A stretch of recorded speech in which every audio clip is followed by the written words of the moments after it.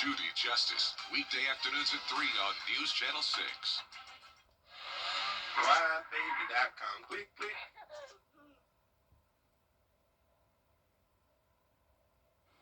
Now on News Channel 6 at 5, yes, snow in the forecast. What you need to know about the roadways as your News at 5 starts now. Live from Television Park, this is WJBF News Channel 6 at 5. Good evening, everybody. I'm Brad Means. And I'm Jenny Montgomery. Thanks so much for joining us. Coverage you can count on begins with several Columbia County students and teachers taken to the hospital after a gas exposure. Cedar Ridge Elementary School in Grovetown evacuated today after students and staff smelled what's being called a foul odor. Several people taken to the hospital. The rest of the school cleared out. They went to Grovetown Middle School at that time. News Channel 6's Francis Floresca live tonight at Cedar Ridge. And Francis, more than a dozen students and staff had to go to the hospital in a school bus.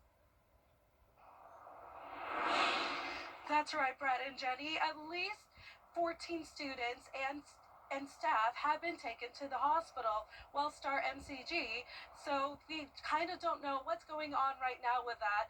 We also know for sure that students were taken over to Grovetown Middle School today. And according to the school, the fire department determined the cause was from a floor cleaner malfunction. The building is now considered safe, but students and staff have told to not come back today. We also have reached out to Wellstar MCG to see an update on the numbers of how many students and staff are actually at the hospital. And we'll bring you more later today at around 6 p.m. All right, Francis, we appreciate that coverage and grateful, hopefully, that everybody's okay after this. Yeah, really, that must have been scary for them. Well, it is time now for a first check of the weather. Our chief meteorologist, Jenna Petracci, standing by, laser focused on Saturday and Sunday for sure, Jenna. That's right, third weekend in a row where we have the threat of winter weather, and this weekend it's a more widespread threat across the CSRA. On Saturday we're expecting snow showers, and then on Sunday we will have a dangerous wind chill. But right now, not bad. It's just cloudy outside. This is our Terry Lambert Hyundai Skyview cam over in North Augusta. Chilly temperatures in the upper 40s to lower 50s. Swainsboro, you're our warmest spot at 53 degrees. Augusta's at 48, Bamberg, you're at 49, Wrightsville at 52, Waynesboro at 51, and we do have that dry air in place still. Notice the dew points down to the teens for some of us. Winds are coming out of the south, all very light, only up to 6 miles per hour in Augusta, just 5 in Aiken and Edgefield. There's the cloud cover on satellite and radar, but you can see for the rest of this evening, still no rain, just the cloud cover, with temperatures dropping into the upper 30s by 8 p.m. We will have the chance of a stray rain shower Friday night, and then that rain will start to transition over to snow early Saturday morning, really starting to stick to the ground by Saturday afternoon and evening. Check out the temperatures on Saturday, a high of 36. That will happen early in the morning, and then will fall throughout the day, eventually going all the way down to 15 on Sunday morning, with highs still in the 30s. I'll have more details on the threat of snow, and I'll time it out for you on our Futurecast coming up, so stay with us, but back to you. Jenna, thank you so much. With round 2 of winter weather heading our way, there's an emphasis on staying safe on the roads this weekend. Graham Lee has more on what you need to know for the next few days and how GDOT is preparing to treat roads once again.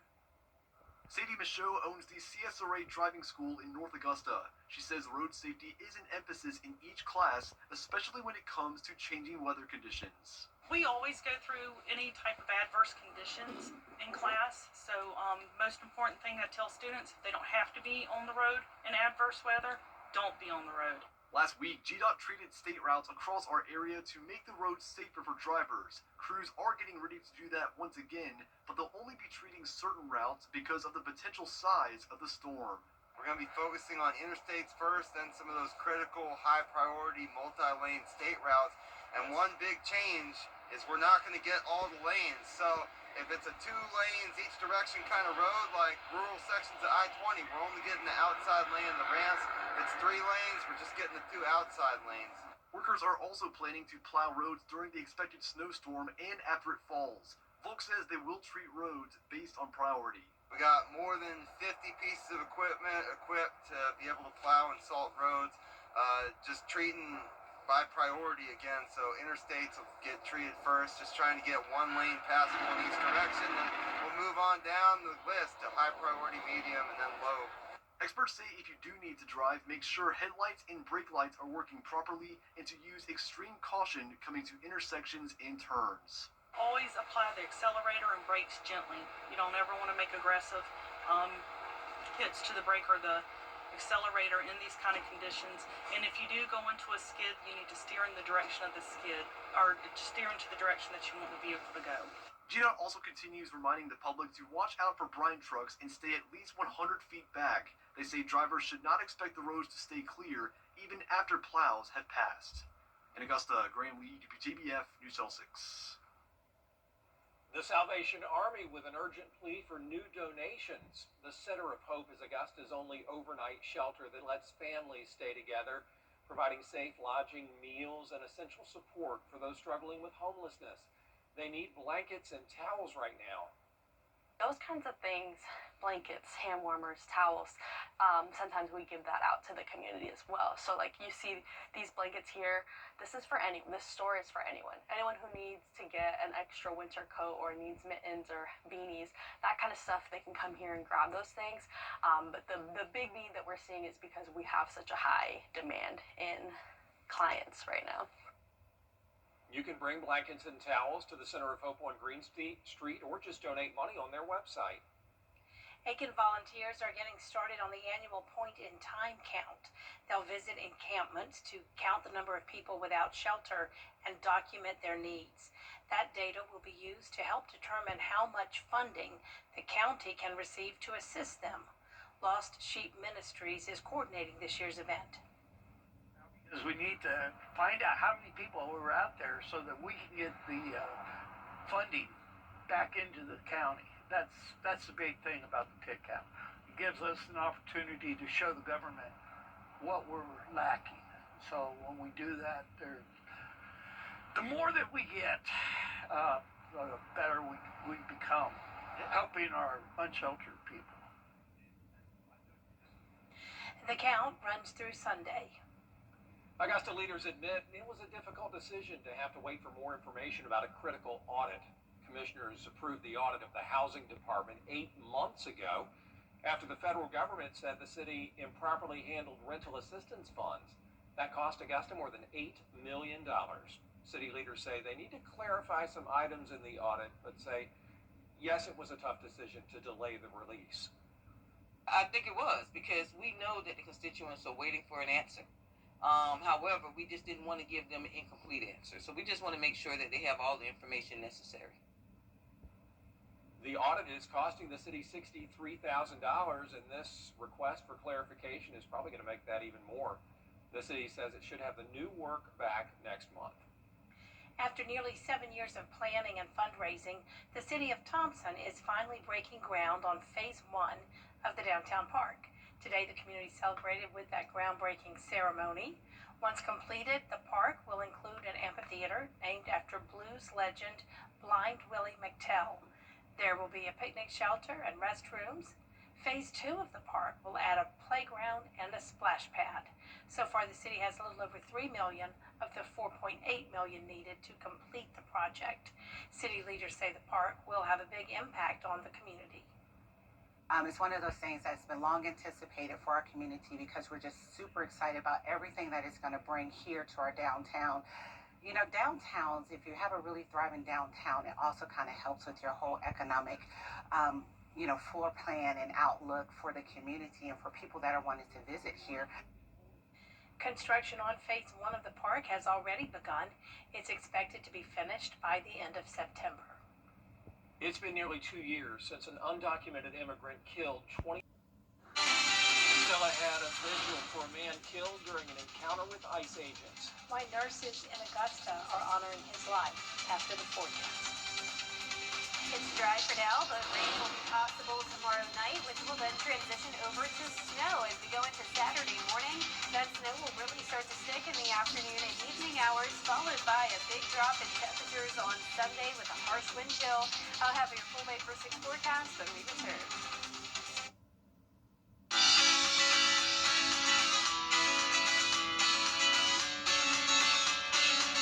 News Channel 6 on Instagram. At Universal Plumbing, we're more than just a company. We're a family.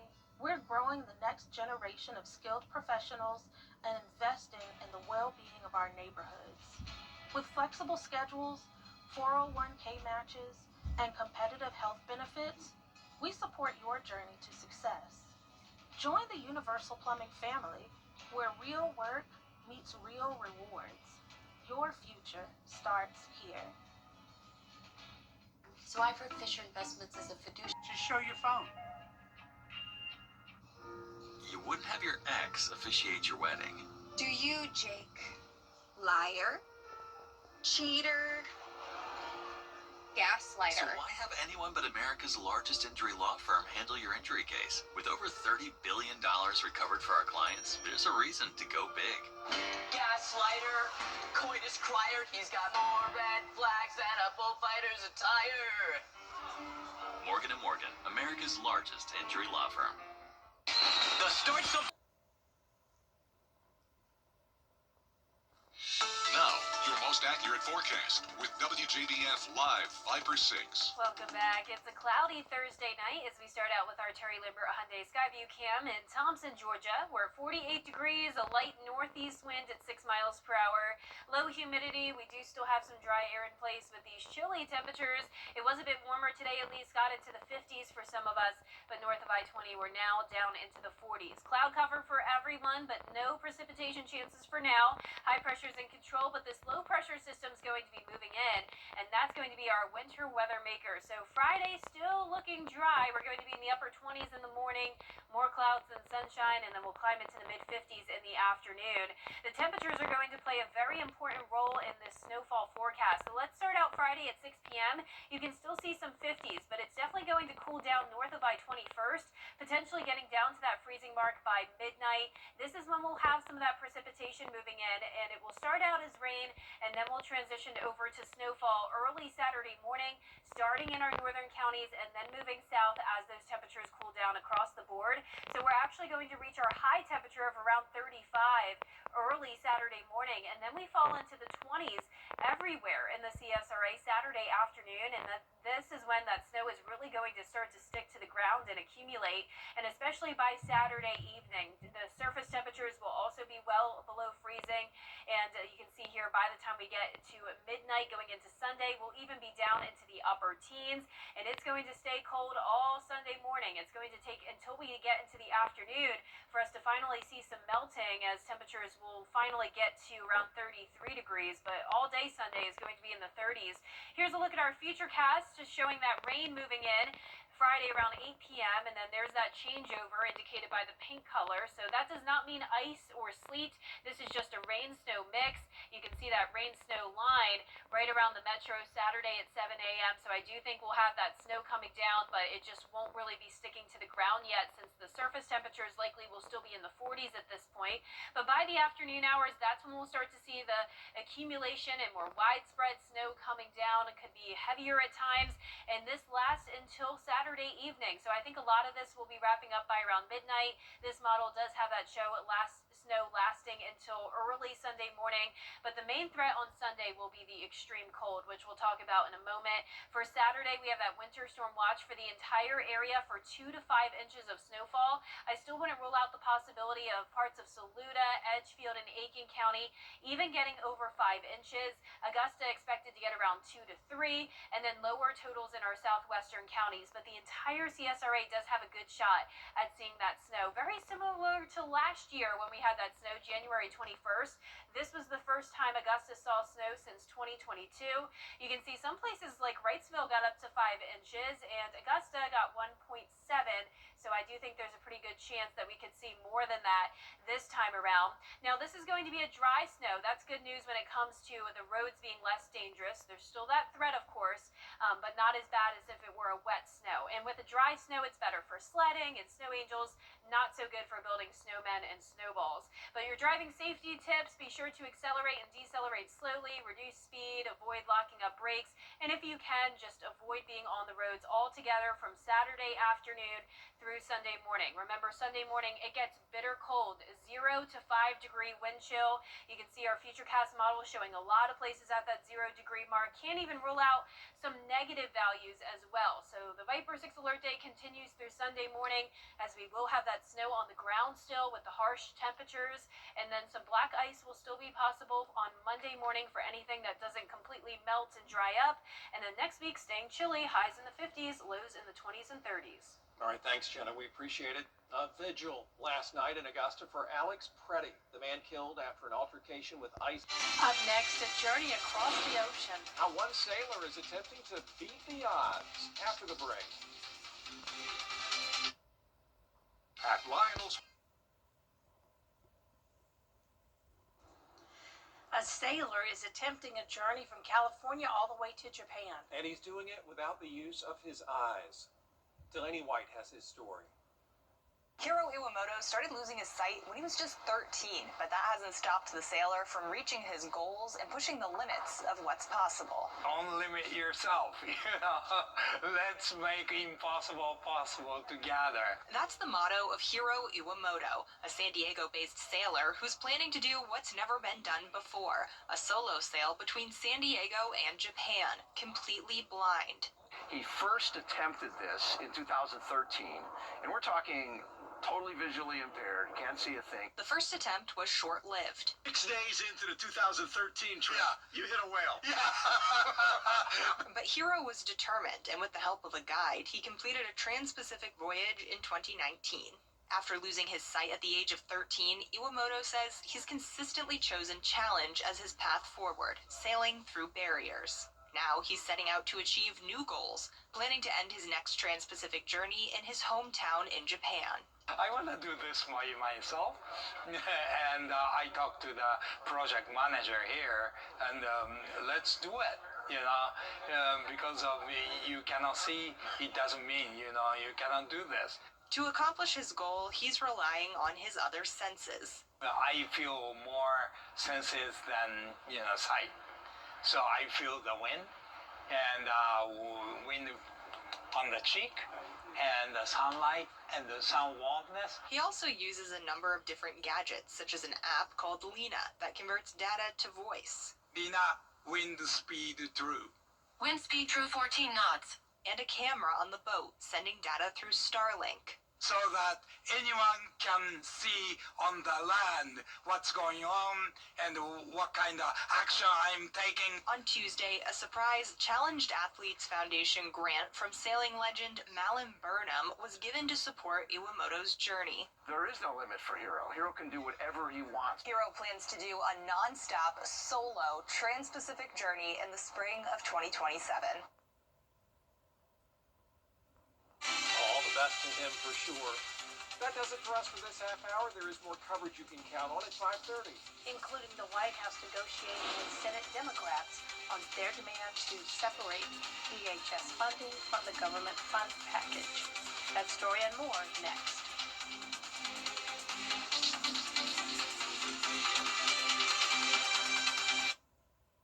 I'm Mike Costello. Addiction, you feel hopeless. I was that way. I felt like I didn't have anything to look forward to. I know sometimes people don't have a whole lot of support, but there are people out there that will help you and will support you, will uplift you. It just takes one day at a time.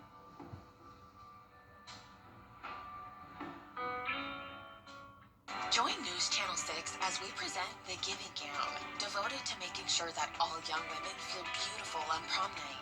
Donate your gently worn prom dresses, shoes, and accessories at Television Park in Augusta. Then join us on Saturday, February 7th at First Baptist Church in North Augusta from 9 to noon. Browse our large selection of items to try on and take home for free. The Giving Gown, sponsored by Bridgestone, Aiken Regional Medical Centers, and News Channel 6. To get the weather, you need to see the whole picture. That's why live Live Viper 6 gives you the Skyview network. Get a live view of traffic and weather from all over the CSRA. Available online 24 hours a day at WJBF.com and the free Live Viper 6 mobile app. The WJBF Live Viper 6 Skyview network. Powered by Terry Lambert Hyundai. Low prices, big selection, and committed to quality customer service.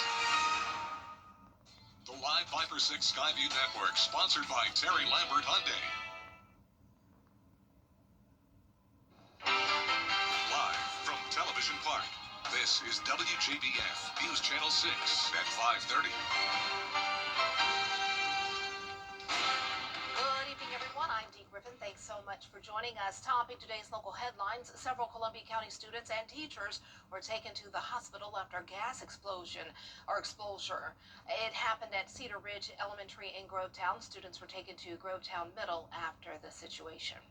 Now, with round 2 of winter weather heading our way, there's an emphasis on staying safe on the roads this weekend. GDOT will be brining state routes once again ahead of the high chance of snow. Well, today the community celebrated the groundbreaking of the downtown park for the city of Thompson after nearly 7 years of planning and fundraising. We have all of these stories and more coming up at 6, but first, with the CSRA under a winter storm watch, let's get straight to our weather with meteorologist Jenna Petracci. And a lot of kids are excited about the snow. They're not excited that it's on the weekend, but they're excited that it's snow. Yeah, I know. We got to take what we can get around here. We got lucky last year with the snow, Dee. You and I were out here late playing at night. and so that was fun. But, you know, as you all know, if you lived here a while, this is definitely not very common for our area. And tomorrow, there's a pretty good chance that we'll see widespread snow with some pretty significant accumulation. And we'll talk all about it coming up in the full forecast. We're also going to be talking about this dangerous wind chill that's headed our way on Sunday. But in the meantime, not a bad Thursday night. It's just cloudy, but staying dry for now. Winds are pretty calm.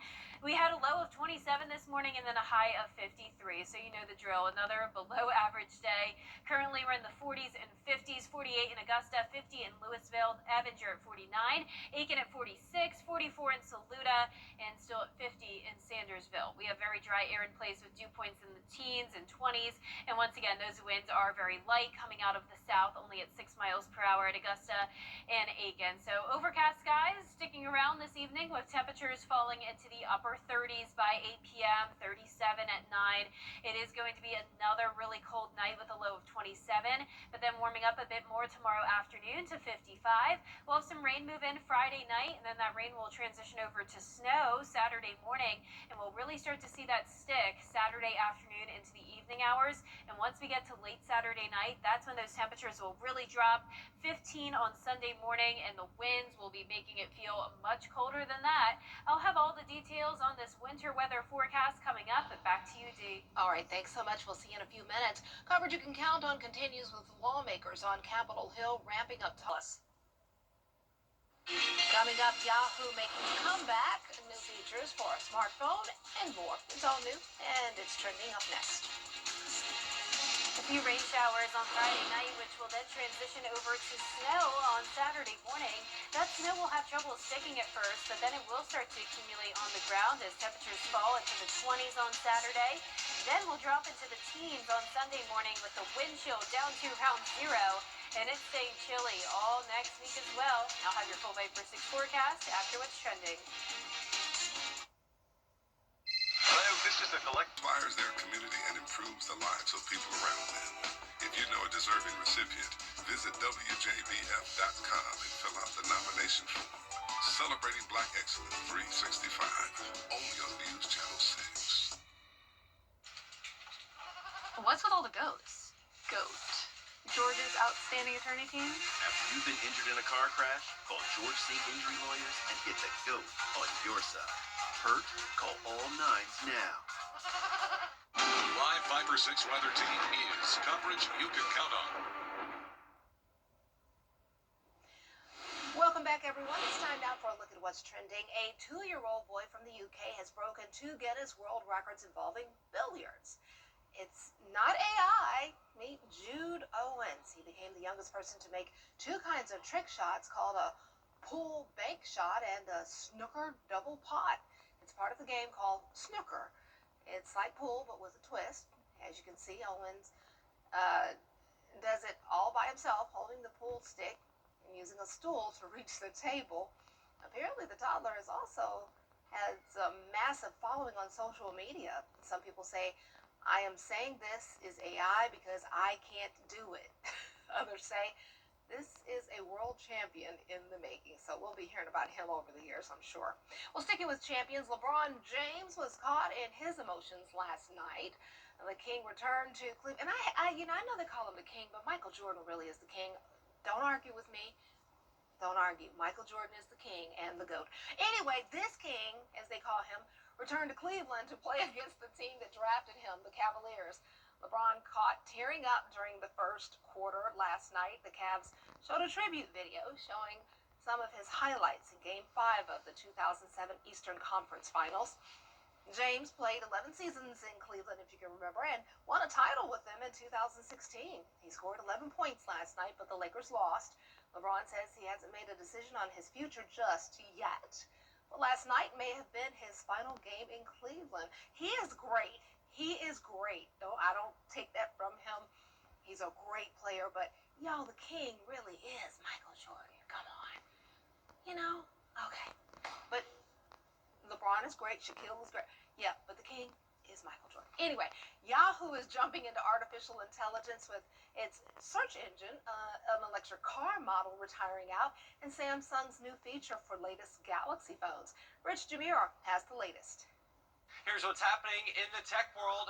Yahoo is back. The company has announced a new AI-powered search engine called Yahoo Scout. Instead of just delivering a bunch of links, Scout gives you direct, cited answers from trustworthy sources in a clear, colorful format filled with pictures and more. Yahoo says it's using a combination of technologies to deliver the product, including 30 years of its own search insights, along with AI from Anthropic's Claude model, and web results from Microsoft's Bing. You can use Scout by itself, but it will also be incorporated across Yahoo properties like email, news, finance, and sports. Yahoo Scout is available now in beta at yahoo.com/scout. It is the end of the line for two high-end Tesla models, the S and the X. Elon Musk says the company will stop making the models as soon as next quarter. The two cars helped push EVs into the mainstream and helped grow Tesla in the early days. Musk says their Fremont, California factory will be retooled to build humanoid robots instead. He called the move sad but necessary as Tesla shifts its focus to robotaxis and an autonomous future. Tesla says it will continue to provide support for the S and X models as long as people have them.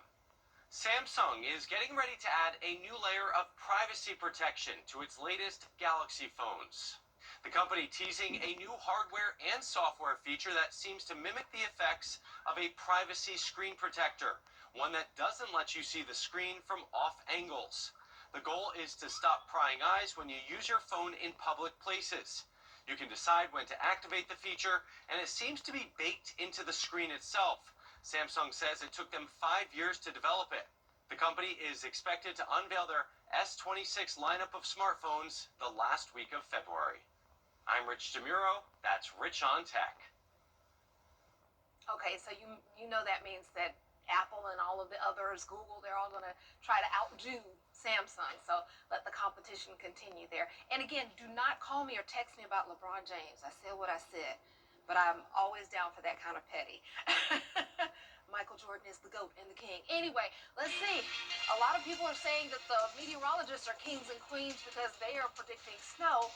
Of course, the kids want it on the weekdays. It looks like it's possibly going to happen this weekend. Jenna has the full details coming up next, and stay tuned for her full forecast.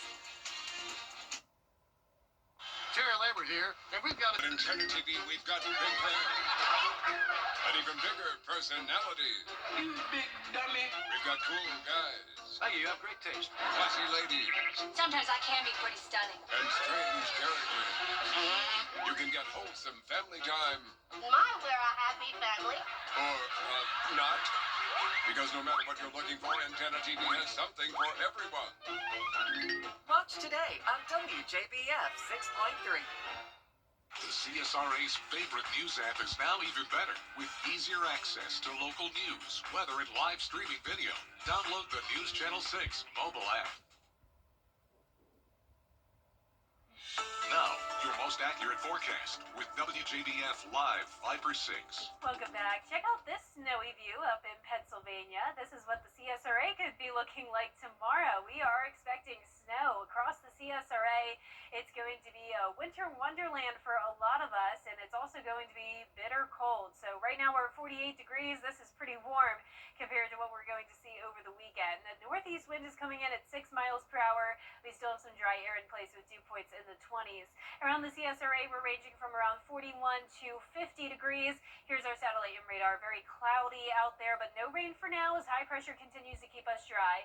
This low pressure system will be our winter storm maker, though, as we go into Saturday morning. So Friday still looking dry, just cloudy, and temperatures will be a bit warmer thanks to winds out of the south. We'll be getting into the mid-50s after starting out the day in the upper 20s for around the third day in a row. Here's those temperatures Friday around dinner time.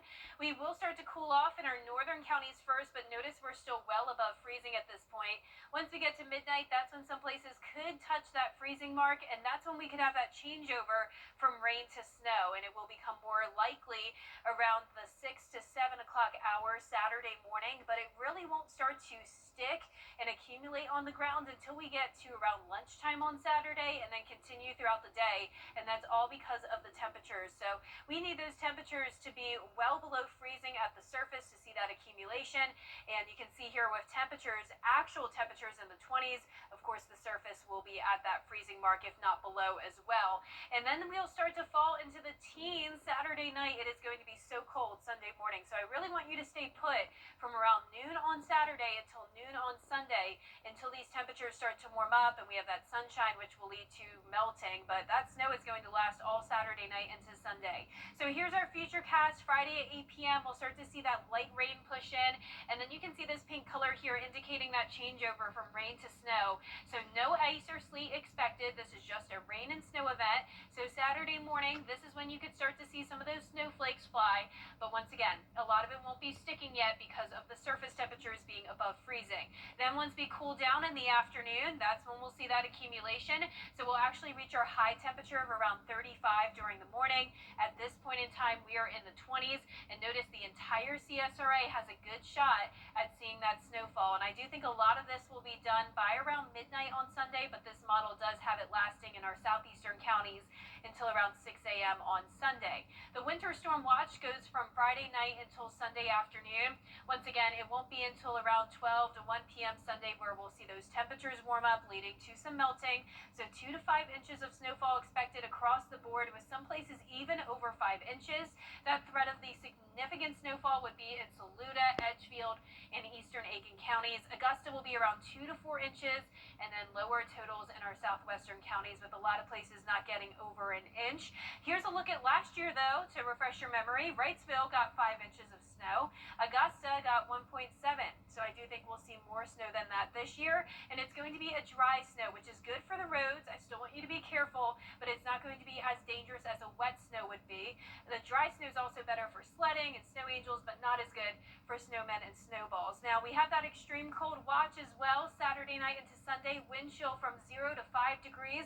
We also can't rule out some negative values possible, so please keep that in mind. And then anything that doesn't melt on Sunday could freeze over into black ice on Monday morning. We'll still be at 15 degrees in the morning and staying chilly all next week. And we'll be right back. I used to think all money... It is a Viper 6 alert day as we track severe weather. The live Viper 6 weather team is coverage you can count on for the entire CSRA.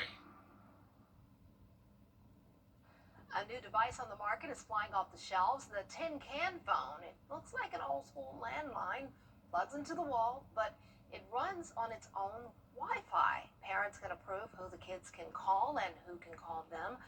Then they can chat with their friends. There is a $10 a month subscription to make calls. The phone costs $100. The idea is to make kids feel connected, just like we used to without the addiction of smartphones. Remember when you got mad or something on the phone, or that ability to slam down the phone? And yeah, smartphones took that ability away. That was so satisfying, wasn't it? Well, that's all the time we have for this half hour. We'll have more coverage you can count on at 6.